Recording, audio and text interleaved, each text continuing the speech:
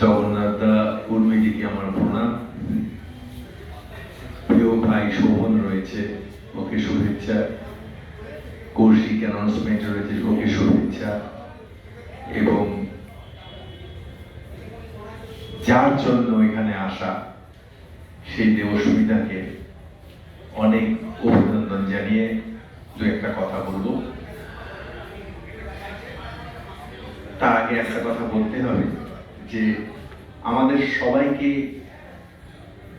অনেকবার এই প্রেস ক্লাবে এবং আরো অন্যান্য জায়গায় যিনি রবীন্দ্রনাথের হাত ধরে, সংস্কৃতির হাত ধরে, কবিতার হাত ধরে, গানের হাত ধরে এক করতে পেরেছেন, সেই ভাবনা রেকর্ডসের কর্ণধার শ্রী বিশ্ব রায়কে আন্তরিক কৃতজ্ঞতা জানাই। উপস্থিত সবাইকে শুভেচ্ছা। দীর্ঘদিন কাজের সূত্রে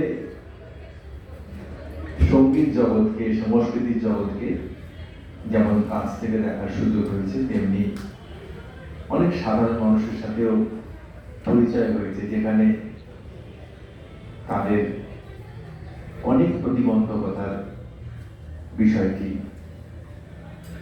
নজরে এসেছে। শোভন বলেই দিয়েছে একদম প্রথমেই যে সেই প্রতিবন্ধকতা আমাদের সবার মধ্যে আছে।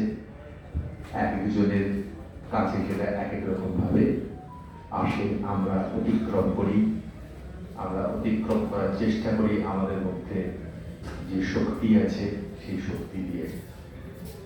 আর এই অন্যতম শক্তির অংশ হচ্ছে সঙ্গীত, কবিতা পাঠ এবং অবশ্যই আরো অনেক কিছু। সঙ্গীত বা কবিতা পাঠের মধ্যে দিয়ে অন্তর থেকে যে মন্ত্র উচ্চারিত হয়, সেই মন্ত্র আমাদেরকে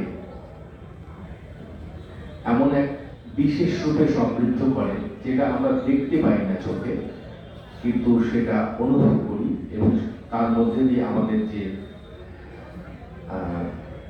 প্রতিবন্ধকতা, সেই প্রতিবন্ধকতা অনেক সময় অনেকভাবে দূর হয়। এই জাতীয় উদাহরণ আমরা দীর্ঘদিন ধরে দেখে চলেছি। আমার খুব ভালো লাগছে যে দেবস্মিতা এইরকম প্রতিবন্ধকতাকে কাটিয়ে যে কাজ করছে এবং অবশ্যই পরিবারের সহযোগিতায়, তা আমাদের সমাজের চোখে একটি উজ্জ্বল দৃষ্টান্ত। এবং শুধুমাত্র একটি সিডি বা ডিজিটাল ফরম্যাটে কবিতা পড়াই নয়, দেবস্মিতার কাজ আমার মনে হয় তাদেরকে অনেক বেশি পরিমাণে অনুপ্রাণিত করতে পারবে, যারা এই ধরনের কাজ করতে আগ্রহী কিন্তু নিজেদেরকে প্রতিবন্ধী মনে করে সেই কাজ করতে পারে না। দেবস্মিতার কবিতা তো আমি নিশ্চয়ই শুনব, পাশাপাশি ওকে আমি বলবো যে কবিতার যে সুর আছে, সেই সুর যখন তুমি তোমার অন্তরের মধ্যে আরো বেশি করে প্রবেশ করাতে পারবে, তখন তুমি দেখবে যে তোমার কাছে সমগ্র জগতের যে দৃশ্যপট সেটি বদলে গেছে, মনের জগতের রং অন্যরকম হয়ে গিয়েছে। ঈশ্বর তোমাকে এমন এক শক্তি দান করছেন, যার ফলে তুমি তোমার প্রতিবন্ধকতাকে মনে রাখতে পারবে না।